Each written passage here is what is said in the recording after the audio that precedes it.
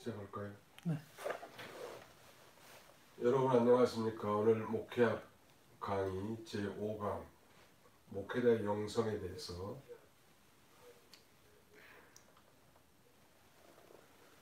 목회자의 영성 The Spirituality of the Pastor 이 목회자의 영성에 대해서 살펴보고 함께 은혜 받고자 합니다. 이 영성 Spirituality 우리는 영적인 존재로 지원받았다는 데에서 어떤 피조물보다 절대적인 면을 가지고 있는데요. 미래학자들에 의하면 아무리 눈부신 과학적인 발전을 이뤄냈다 할지라도 정신적이고 영적인 발전 없는 그런 물질적 과학적인 진보는 결코 축복이 아니라고 말합니다. 이런 현대인의 깨달음은 영성과 영적 가치의 필요성을 일깨워주는데요.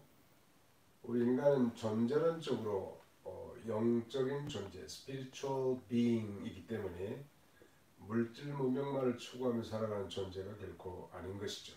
우리가 창세기 1장 26절 이하 27절 우리 사람은 하나님의 형상을 따라 지음받았다는 중요한 의미 중에 하나는 바로 우리 사람은 영성을 가진 존재, 즉 영적인 존재로 지음을 받았고 그 영적인 면이 진정하게 채워질 때 참 만족과 행복을 누릴 수 있게 되는 것입니다. 그러나 이 진정한 영성은 건강한 지성을 필요로 합니다. 그것이 뭐 전체가 아닌 일부라 할지라도 영성과 마음은 머리로부터의 안내가 필요하는데요. 진정한 영성은 목회자로 하여금 하나님을 사랑하고 또 사람 즉 이웃을 사랑하게 한다는 것. 또 진정한 영성은 도덕성과 사회성과 결코 괴리될 수 없다는 것. 즉 도덕성과 사회성과 결코 분리될 수 없음은 자명하고 도덕성이 결여가 되면 영성은 무너질 수밖에 없고 그 반대도 성립되죠. 즉 영성이 무너지면 도덕성도 즉 영성이 결여되면 도덕성도 무너지는 것입니다. 이런 맥락에서 우리 목회자의 영성은 기도와 도덕성 그리고 사회성의 척도와 비례한다고 할 수 있는데요. 목회자는 하나님에 대한 열정과 인간 사회에 대한 영적이고 돌봄적 사명으로 충만해야 하기 때문이죠. 영성은 하나님과의 생동적인 관계에서 발생하는 힘일 뿐만 아니라 전인성을 위한 핵심 동력이기 때문입니다. 그러므로 목회자가 영성의 지평을 바르게 이해하고 바른 영성 형성을 추구하는 것은 매우 시급한 과제라고 할 수 있습니다. 목회자의 영성과 영적 문법에 관해 설명하고 있는데요. 목회자의 소명과 영성 목회자의 힘은 결코 제왕의 반지가 아닙니다. 하나님과 생동적인 관계를 통해서 형성된다는 걸 인식하는데 반지의 힘은 다양한 유형으로 목회자를 요구할 수 있죠. 돈이나 성공, 명예나 직책, 심지어 선한 일까지도 그런 유혹의 힘으로 작용할 수 있는 것입니다. 영성하면 그 영자가 신령 영자이고요.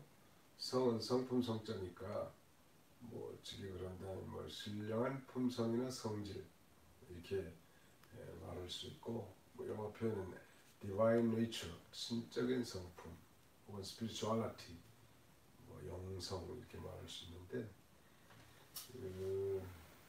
신령한 품성이나 성질이라 그때 그 신령한이라는 말의 영어적 표현은 단순히 spiritual이라고 할 수 있는데요.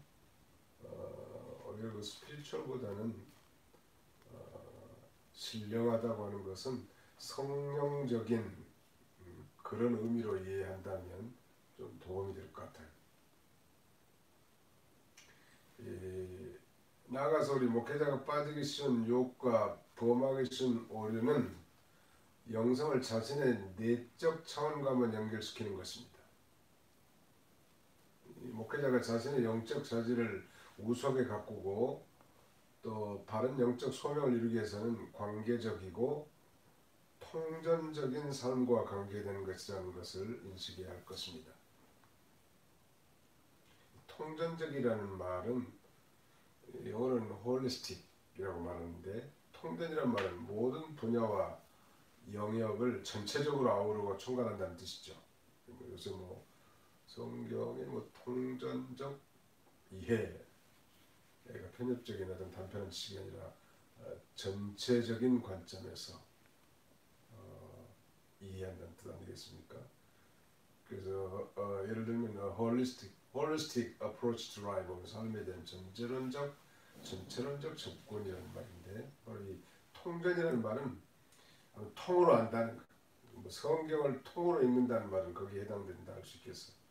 전체 개념에서, 관점에서 성경은 일관성과 통일성 있고 주제적 통일성, 또 성경마다 공통된 그런 이미지라든지 모티프가 있는데, 모든 관점을 통틀어서 성경을 통전적으로 읽는 것 참 중요하고요.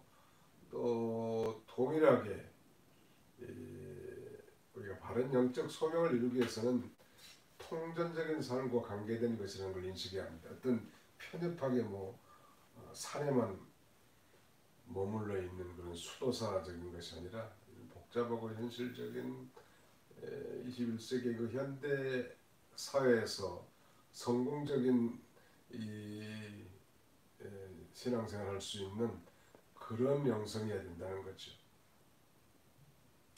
그래서 기독교 영성은 단순히 내면 생활이나 속사람만 위한 것이 결코 아니죠. 영성은 영을 위한 것인 만큼 몸을 위한 것이기도 하고, 하나님을 사랑하고 이웃을 사랑하라고 하신 그리스도의 두 계명에 통전적 이해를 지향하고 있습니다. 참고로 거기 이제 그 목회자의 영적 그래머, 영적 문법에 대해서 설명해 놨는데, 유진 피터슨의 예를 들었습니다.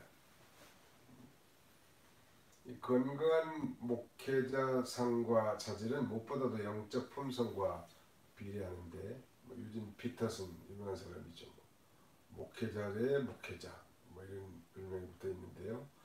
이 시대의 목회자의 영적 문법을 명사와 형용사 관계 구조와 특성을 통해서 유진 피터슨은 설명하면서 그는 건강한 명사는 형용사가 필요 없다.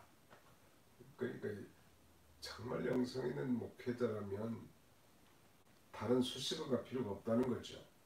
왜냐하면 이 형용사의 역할은 명사를 수식해주는 이 역할을 하는 건데, 이 형용사는 건강한 명사를 어수선하게 만들 뿐이죠. 그러나 명사가 문화 때문에 손상되거나 병에 걸렸다면 형용사가 필요하다고 저는 설명합니다.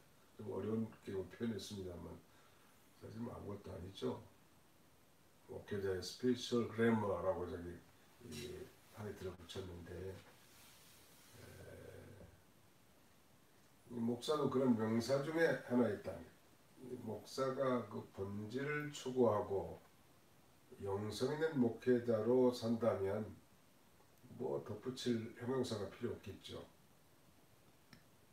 아주 목사도 원래 그런 명사 중에 하나 있고 힘이 넘치고 건강한 단어였습니다. 목사 하면 존경심이 나오고,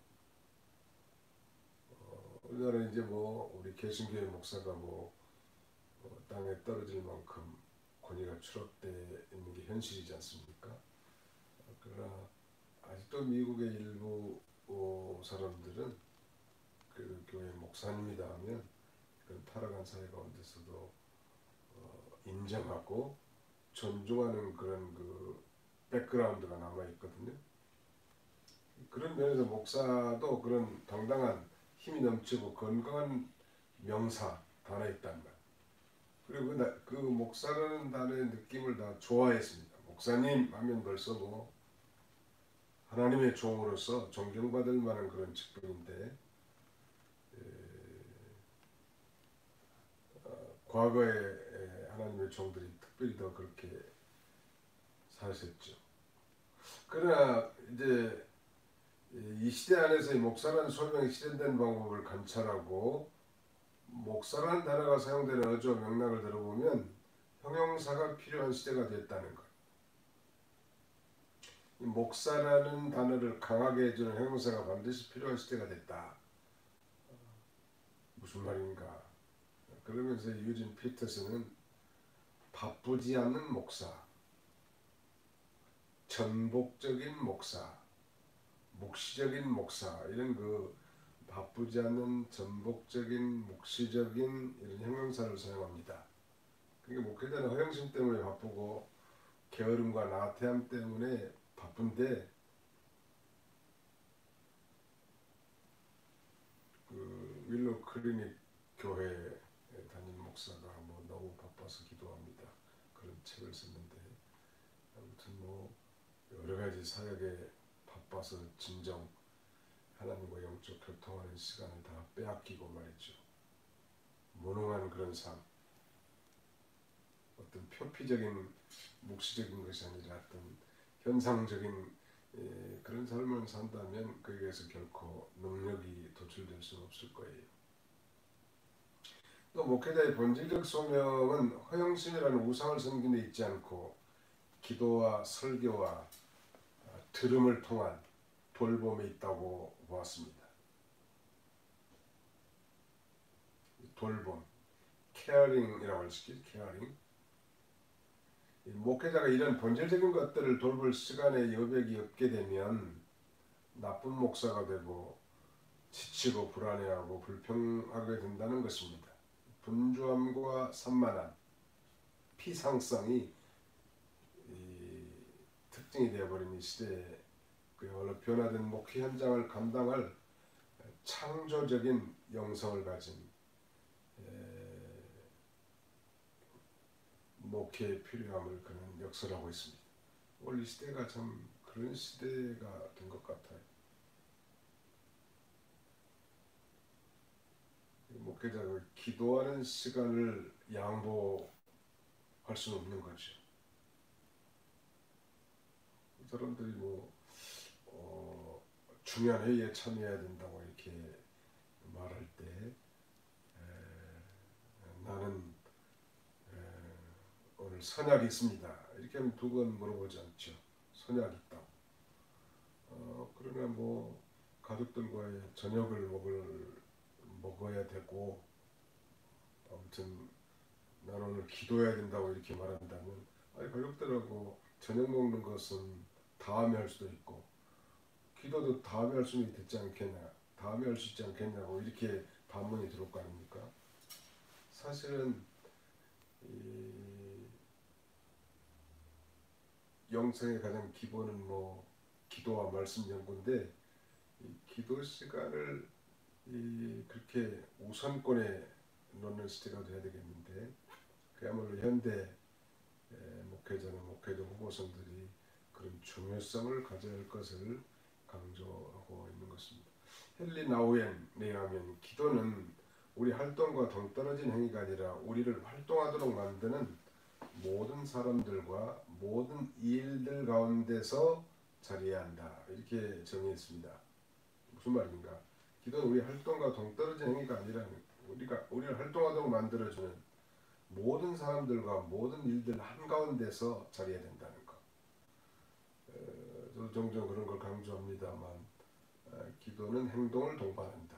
정말 하나님 기뻐하신 행동, 뜻을 준행하기 위해서는 반드시 깊은 기도, 또 장시간의 기도 이것이 필요한 것입니다. 그러므로 진정한 기도는 윤리성과 사회성을 강화할 뿐만 아니라 기도 속에서 우리의 자기중심적 독백에서 하나님 중심적 대화로 가는 영적 여정인 것입니다. 진정한 기도, 여자가 도덕적 폐기론자가 될 수 없겠죠. 진정한 기도자가 탄식하는 사회를 보고 외면할 수 없는 거 아니겠습니까? 정말 신령한 목사님이라고 하고 산에서 기도를 많이 하는데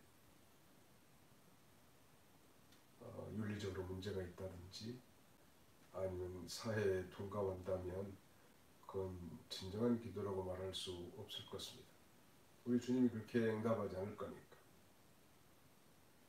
이 제임스 페나젠이라고 하는 사람은 그의 책 거룩한 매로의 초대 Invitation to Holiness에서 기도 안에서 성령의 움직임은 세상과 마주할 때 항상 우리 자신의 제한된 시야를 뛰어넘어 새로운 차원으로 나아가도록 우리를 이끌어준다.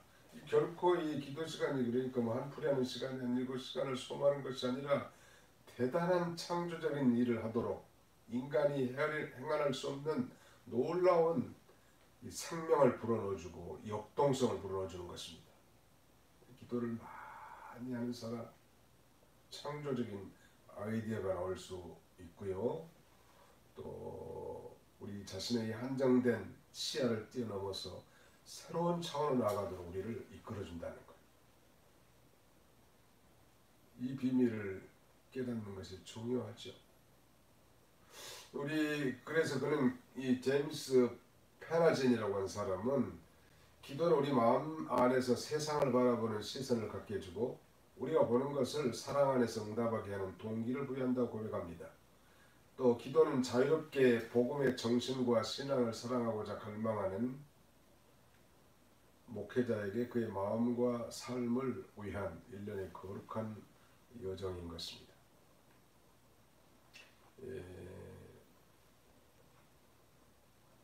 그 다음에는 이 목회자의 영성의 중요성.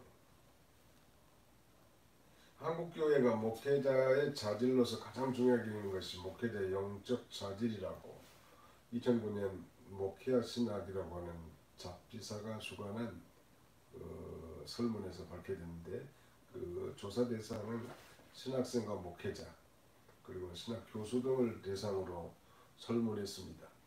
목회자의 자질로서 가장 중요하게 여기는 것이 귀하는 무엇이라고 생각합니까?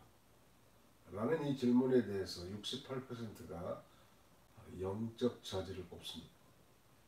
이 절대적인 건 아니지만 참고할 만하죠.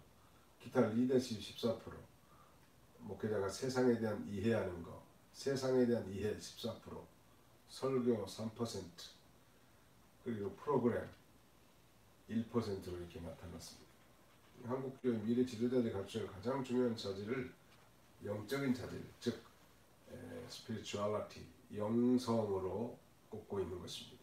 이건 하나님과의 관계에서 발생하는 생동적인 힘을 지도자가 경험하여 감각적이고 보이는 것을 넘어서 하나님의 사랑을 추구하는 영적 품성이 우수한 지도자를 갈망하고 있다는 증거이기도 하죠. 무슨 말일까요?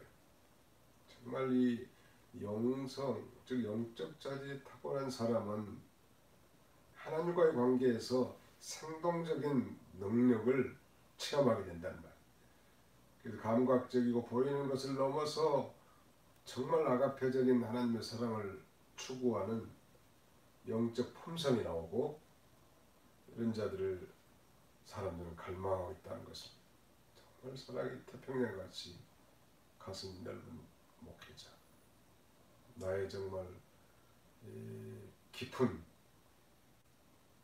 속을 헤아릴 수 있는 그런 이 영적 감각이 있는 목회자. 이런 자들을 원한다는 것. 그래서 목회자의 능력은 영적 품성과 실천에 비례하고요. 모든 사역 행위들의 핵심 동력이 되는 것입니다. 목회자의 능력이 그렇고 목회자의 영성이 그렇다. 영성. 우리가 영력, 또 영권, 영감 이런 것들 많이 신학교에서 배우고 가르쳤습니다만 영성이라는 주제는 상당히 소외된 건 사실이죠. 그러나 다 공통적인 면이 있죠. 우리가 잘 아는 엘리야의 제자, 수제자 엘리사는 그 스승이 이제 승천하기 직전에 뭘 구하라고 할 때 그런 갑절의 영감을 구했죠. A double portion of the Holy Spirit. 성령의 갑절을 달라는 것. 선생에게 있는 성령의 갑절을 달라고 하니까 내가 어려운 것을 구하는도다. 그러나 내가 끝까지 나를 취하는 것을 보면 그것이 내게 임하려니와 라고 말합니다. 그러니까 그것은 아마 스승이 가는 그 고난의 길을 끝까지 따라가고 참고 바라볼 때 영력이 그렇게 임하게 된다는 걸 가리키고요. 그런 면에서 오늘날 이 영감, 영력은 주와 복음을 위해서 당하는 고난과 비례하기도 하죠. 또 그런 기도에 비례하기도 합니다.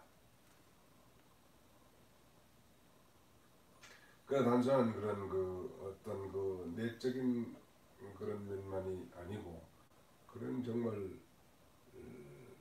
영감 있는 지도자는 그야말로 하나님의 사랑이 그 안에 깊이 스며들어 있죠.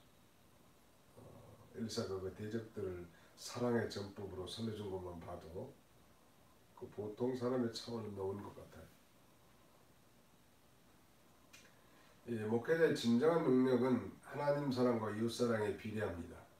목회자 자신이 먼저 하나님과의 역동적인 생동적인 관계 안에서 사랑의 복음을 경험하고 복음이 주는 변화의 능력을 체험해야 성도들과도 복음의 능력을 나눌 수 있는 것입니다. 목회자가 하나님의 신실한 사랑을 마주보고 바로 서 있을 때 진정한 목회자가 될 수 있는 것이죠. 또 자기 자신의 참모습을 발견할 수 있는 것입니다. 두 번째는 목회자의 영적 품성. 목회자의 존재와 사역은 자신의 인격 속에서 존재하고 인격을 통해 선포됩니다. 그러니까 이 목회자의 인격을 통해서 전달되는 것, 그게 하나님의 말씀이고 설교 아니겠습니까? 그러므로 목회자가 자신도 단순한 인간일 뿐이라고 생각하고 자신의 부족함이나 실수를 하찮은 것을 여기는 것은 인간이라는 말을 오용하는 것이죠. 뿐만 아니라 자신의 소명을 격화시키는 것입니다. 목회자는 말하는 것으로 선포될 수 없고 오직 행동함으로써 선포되는 것입니다.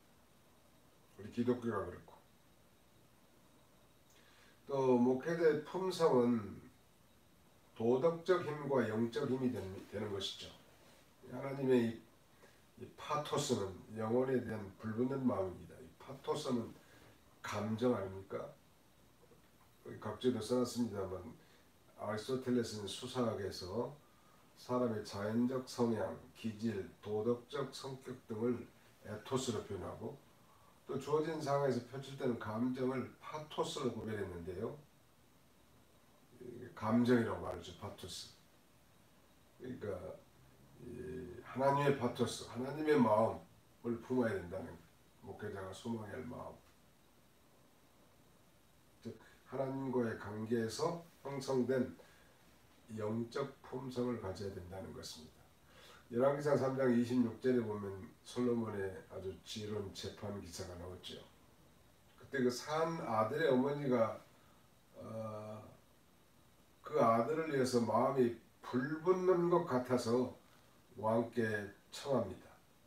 내 주여 사나이를 그에게 주고 아무쪼록 죽이지 마옵소서 하되 다른 여자는 내 것도 되게 말고 네 것도 되게 말고 나누게 하라. 사나 어머니의 그 불붙는 심정, 그것이 바로 목회자의 마음이어야 되고 그것이 바로 하나님의 파토스라는 거죠. 또 호세아 11장 8절 하반절에 보니까 내 마음이 내 속에서 돌이켜 나의 긍휼이 온전히 불붙듯 하도다. 불붙는 신앙. 이런 신앙을 가져야 할 것입니다. 그 다음에 이제 목회자의 영성 형성에 대해서 살펴보고자 합니다. 그리스도인의 영성 형성과 생활에서 중요한 역할을 하는 것은 성경과 기도 그리고 창조 세계 등이라고 말할 수 있는데, 그러나 그 중에서도 그리스도인의 영성 형성과 생활의 핵심적인 젖줄은 기도죠. 무엇보다도 말씀을 통한 기도, 말씀을 붙들고 하는 기도, 말씀을 묵상하면서 하는 기도는 가장 핵심적인 역할을 해왔습니다. 대부분의 우리 한국 개신교의 신학과 영성생활은 서방교의 신학과 영적 전통 안에서 형성되었습니다. 서방교회와 동방교회가 있죠.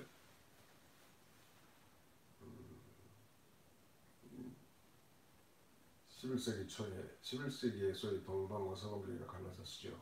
그 성령의 발출선 때문에 서방교회 즉 로만 캐톨릭은 성령은 성부와 성자에서 나온다고 영원히 발출한다고 주장하지만 이스턴 오토 처치라고 하는 동방 종교에는 성령은 성부에게서만 나온다고 이렇게 주장했고 결국 갈라졌습니다. 근데 우리 개신교 역시 로만 캐톨릭에서 갈라졌기 때문에 아무래도 서방교의 신학과 영적 전통 안에서 형성되었다고 볼 수 있고요. 서방교의 신학과 영적 전통은 창조 세계를 긍정적으로 활용하는 특징을 지니고 있기 때문에 기도 생활에서도 창조 세계의 중요한 요소들과 함께 풍성한 기도 생활, 영성 생활을 경험할 필요가 있다고 이 내용, 이 아티클 저자는 강조합니다. 그 다음에 한 가지는 렉시오 디비나와 비시오 디비나입니다. 다 라틴어인데요. 그래도 보편적으로 쓰는 단어의 라틴어지만 렉시오 디비나, 비시오 디비나. 목회자 영성 형성에서 성령, 성경, 기도, 예배, 독서 등은 매우 중요한 역할을 하죠. 하지만 무엇보다 핵심 역할을 하는 것은 성경이라고 했죠. 기도와 함께. 성경을 통한 영성 형성의 방법은 먼저 성경 본문을 읽고 묵상하며 기도하며 관조하는 것, 그걸 소위 렉시오 디비나라고 하는데 우리말로 한다면 거룩한 독서 혹은 영적 독서라고 할 수 있습니다. 렉시오 디비나. 반면에 성경의 복음과 가르침 안에서 그려진 모습, 그림이라고 할까요?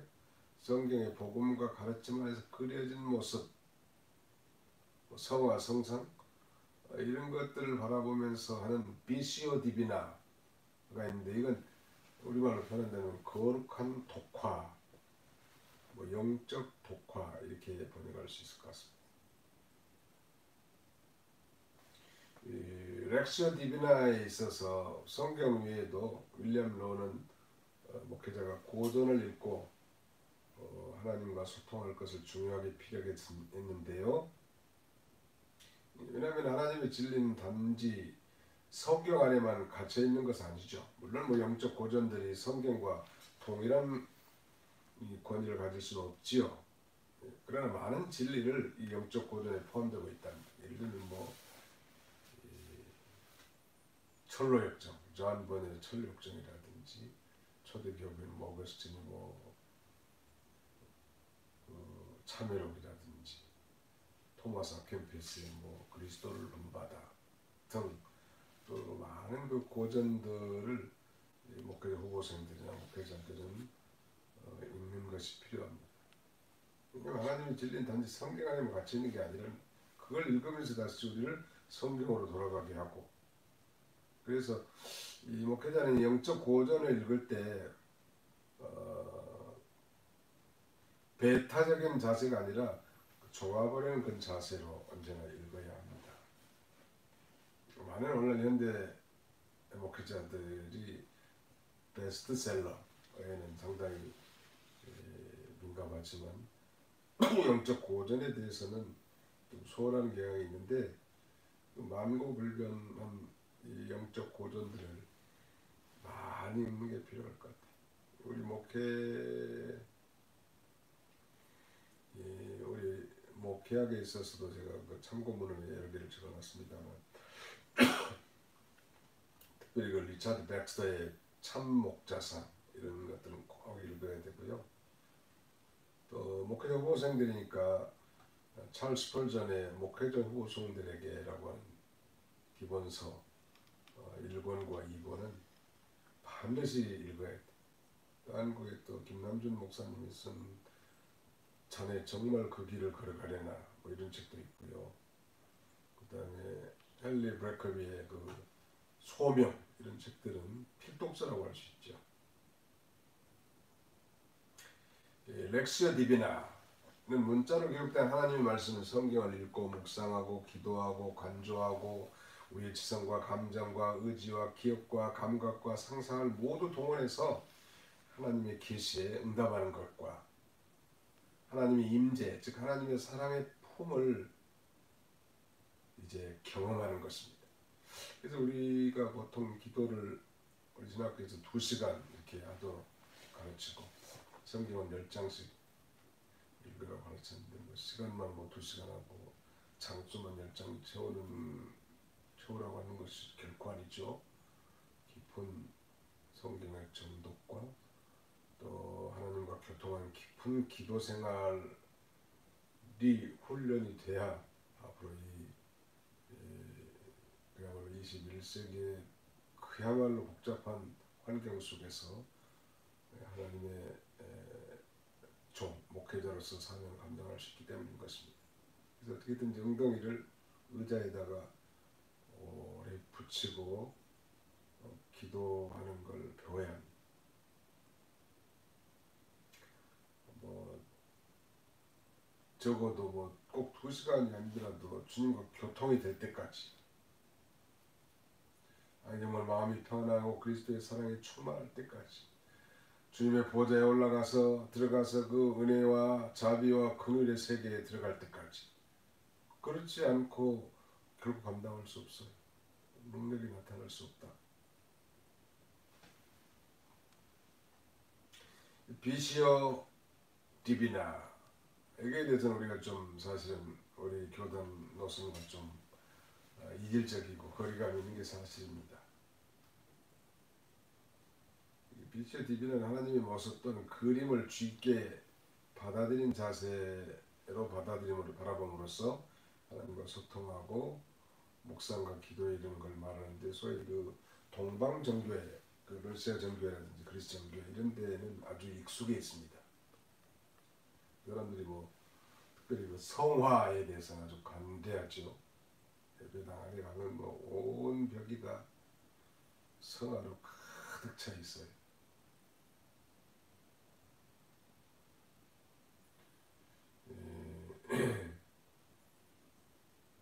그걸 이제 주의 있게 바라보면서 하나님과 소통하고 묵상하는 것이죠. 우리가 서방 쪽, 아니 정말 우리 특별히 개혁주의 교회들하고는 거리가 좀 멀죠. 그러나 이런 것들은 거룩한 주제를 담고 있는 매개체가 될 수 있기 때문에 우리를 하나님과 더욱 풍요롭게 소통하도록 도와주는 것입니다. 우리 교단 노선의 경우과는 상당히 거리가 있는 것이죠. 그러나 이 거리의 저자는 성화나 심지어 성상이 하나님과 성경을 더 경험한 방편이 될 수 있다고 주장합니다. 비록 성화나 성상 자체를 섬기는 것을 목적으로 잘못 오용될 수도 있죠. 그걸 우리는 철저히 경계하는 것입니다. 우리 서방교회 쪽, 특별히 개신교에서.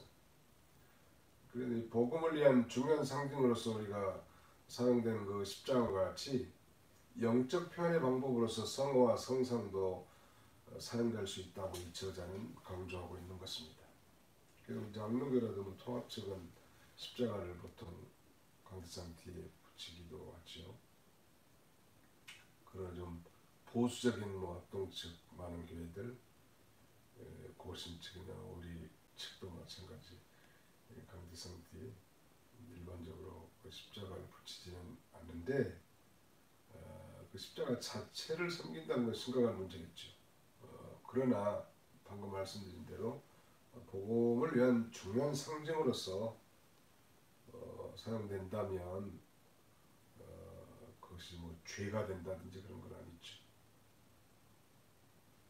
근데 문제는 이 지도자가 정확한 분별력을 가지고 그걸 사용해야 되겠죠. 근데 뭐 무식한 사람이 뭐 십자가를 향해서 마치 우상처럼 부적처럼 이렇게 생각하고 기도하고 한다면 그건 그 아주 잘못 사용한 것이죠. 그다음에 성화에 대해서 우리가 좀 폭이 좀 좁은데요. 러시아의 그 상트페테르부르크 하면 러시아의 제2대 도시죠. 수도가 모스크바지만 옛날에는 상트페테르부르크가 수도였다고 그래요. 러시아의 상트페테르부르크에 있는 에르미타주 박물관은 세계 3대 박물관 중에 하나입니다. 영국의 대형 박물관, 프랑스의 르브르 박물관과 함께 세계 3대 박물관을 꼽히는데 소장품이 무려 230만 점 이상 있다고 합니다. 파리의 루브르 박물관에서 가장 인기 있는 작품은 단연 레오나르도 다빈치의 모나리자인 것처럼 에르미타주 박물관에서 가장 말하자면 인기 있는 작품이라고 한다면 누가복음 15장을 배경으로 한 탕자의 귀환 혹은 돌아온 탕자의 그림이라고 하는데, 이 그림은 1688년 바로크 시대의 거장 네덜란드 출신의 화가 렘브란트가 그린 그림이죠. 렘브란트는 이 성경의 복음적인 내용들을 많이 그렸는데 저도 그 그림집, 화집을 하나 구입해가지고 보고 있는데요. 아무튼 그걸 단순한 어떤 그림 정도가 아니라 그 깊이 바라보고 묵상하면서 그 아버지의 눈빛, 태도, 명암의 각도, 둘째 아들이 아니라 큰아들의 그 질시하는 모습, 이런 것들이 성경을 더 깊이 들어가게 해준다는 거죠. 아마 이 돌아온 탕자의 귀환의 그림 앞에 수많은 그리스도인들이 숙연하게 서서 아마 자신의 모습을 되돌아보면서 하나님 앞에 돌아가는 그런 그 영적인 효과가 있는 것입니다. 그 사진만 봐도 여러분들 인터넷 들어가면 당장이라도 이 탕자 귀환을 볼 수 있죠. 그 사진 보면 헤어진 옷과 신발을 신고 돌아온 탕자가 무릎을 꿇고 아버지 품속에 온몸을 맡기고 있습니다. 새로운 결단과 마음의 확정이 보이고요. 무엇보다도 그 아버지의 자유로운 모습, 따뜻한 모습이 엿보이는데, 아버지의 눈을 보면 집 나간 아들을 얼마나 기다렸는지 느껴지고요. 아버지 어깨를 보면 자비와 사랑을 읽을 수 있어요. 아버지의 팔은 돌아온 아들을 안아주면서 모든 것을 용서하는 아버지의 모습이 보입니다. 이 글로 다 형용할 수 없는 내용을 그림에서 발견할 수 있게 됐다는 것. 그러니까 우리가 성화, 성상 이런 거에 대해서 부적처럼만 생각할 것이 아니고 그런 것들을 통해서도 이렇게 더 성경을 풍성하게 경험하게 해줄 수 있다는 것입니다.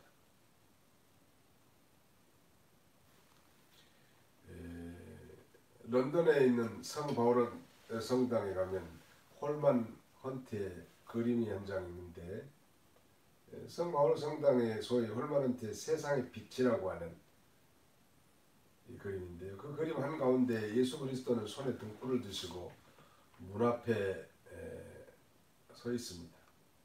이 그림도 인터넷을 쳐보시면 세상의 빛 그림이 나올 거예요. 한번 보시면서 참고하면 도움이 될 겁니다. 그런데 그 문에는 손잡이가 없어요. 왜냐하면 그 문은 안에서만 열게 되어 있기 때문이죠.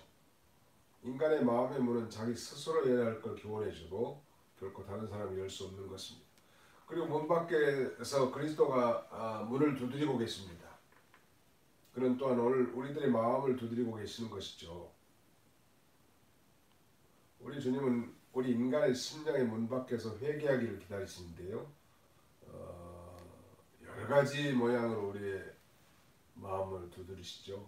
어떤 때는 양심을 통해서, 어떤 때는 우리 이성을 통해서, 어떨 때는 경험을 통해서, 어떨 때는 친구의 권면을 통해서, 어떤 때는 책을 통해서, 어떤 때는 방송을 통해서, 어떤 때는 설교를 통해서, 아니 심지어는 어떤 성화, 그림을 통해서 우리 심령의 문을 두드리십니다. 그러면 우리가 문을 열고 그를 영접하기만 하면 우리의 온 집이 빛으로 가득하게 차서원하게 될 것이고, 요한복음 3장 2절에 기록된 대로 주님과 더불어 친근한 축복의 교제의 삶을 살 수 있는 것입니다. 성화의 유익한 점,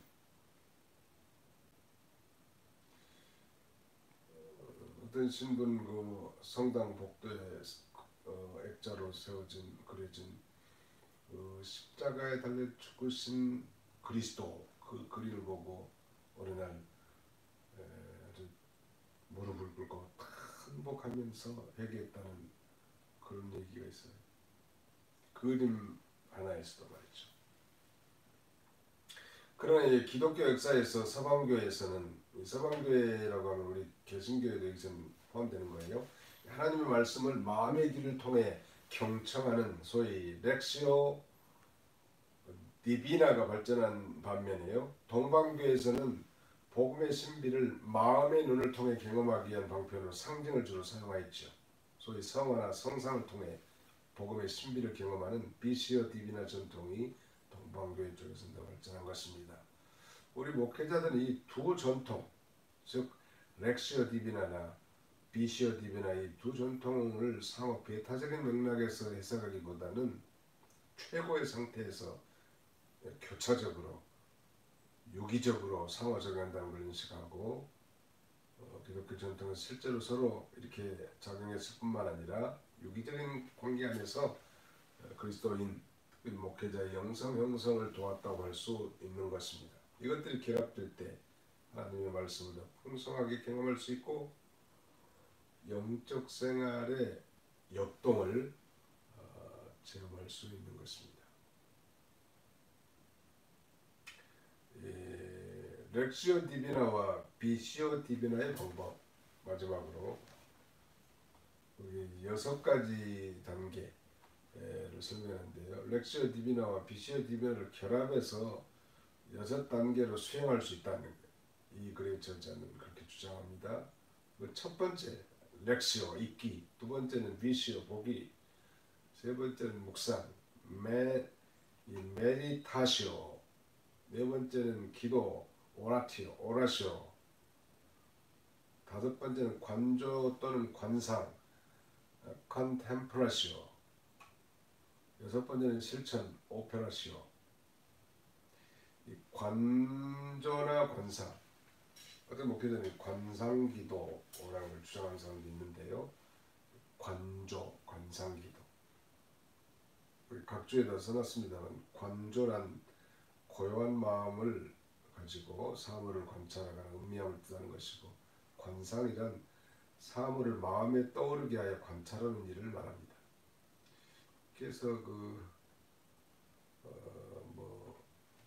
우리 묵상을 메디테이션이라고 하는데, 관조, 관상을 그냥 묵상과 함께 그저 메디타시오 혹은 영어로는 메디테이션 이렇게 말합니다. 중요한 건 우리의 전통은 그렇죠. 하나님의 말씀을 정독하고 그 말씀을 깊이 묵상하는 것이죠. 그래서 거기서 이제 말하는 영성이 더 형성이 되고요. 하나님의 뜻을 밝히 깨달아서 이제 하나님을 향한 의무, 또 사람에 대한 의무, 하나님 사랑, 이웃 사랑, 이런 온전한 사회성이 확립이 되고, 또 그런 가운데서 깊은 교제를 통해서 주님의 마음을 닮은 그런 인격자가 되는 것인데, 그것이 바로 우리 목회고생들이나 목회자들의 영성이라고 할 수 있습니다. 그런 면에서 개인적으로 권고하고 싶은 것은 하나님과 독대하는 생활, 이런 생활에 좀 익숙해지는 게 참 좋을 것 같아요. 온 밤을 새워 하나님 앞에 기도하는데, 처음에 기도할 때는 내가 요구하고 내가 바라는 것들을 많이 하나님 앞에 하겠지만, 사실 깊은 기도의 세계에 들어가면 이제 말이 필요가 없죠. 듣는 거예요.